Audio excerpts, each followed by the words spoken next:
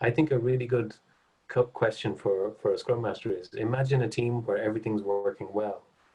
There's a good engineering culture, strong engagement with the product owner. All the metrics indicate that it's a high performing team. You've just started work as a Scrum Master in that team. What do you do?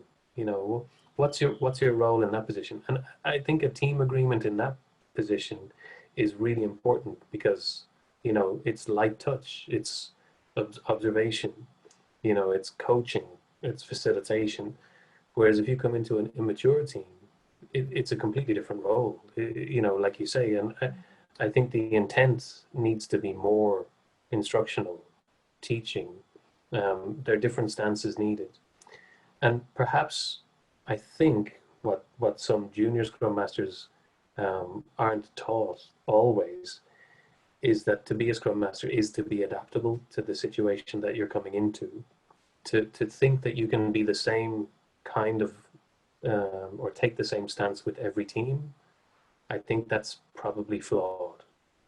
Like you can't always be a coach, because a junior or intermediate team who are relatively new to an agile framework, they need more than that. They need someone to be more like a teacher. Yeah. I agree with you, Paddy, 100%. And even, it's maturity of the teams that matters, but also makeup of the teams. Two different teams are made of two different, people. And very often I would work in parallel. I would have multiple teams at the same time, two teams at the same time.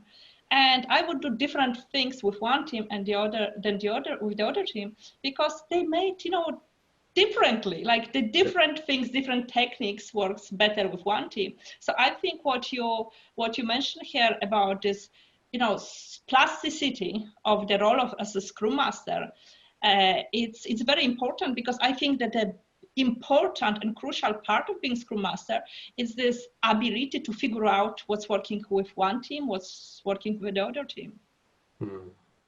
Yeah, I think so. And it's fun.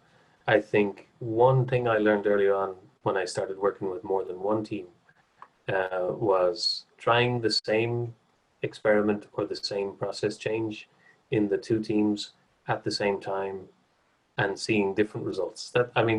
How much more information do you need? It's like one team loves it, the other team hates it. Okay, this is a good data set, So yeah, every team is different. And I think that, Barry Overham calls it the stances. I think Gunter Verheyen calls it as well, the stances of the Scrum Master, the kind of default role that you're expected to play in a particular context. I really like that idea, because in order to develop in the role, career progression as a Scrum Master probably means getting better at those stances that you're not as comfortable in. Like look at those 4 stances that Gunter Verheyen has, or the 8 that Barry has, and ask yourself, am I good at all of those? Like, can I do more to develop myself in any of these? Personally, I found Barry's paper really, really strong. So that's one I'd recommend to any Scrum Master out there.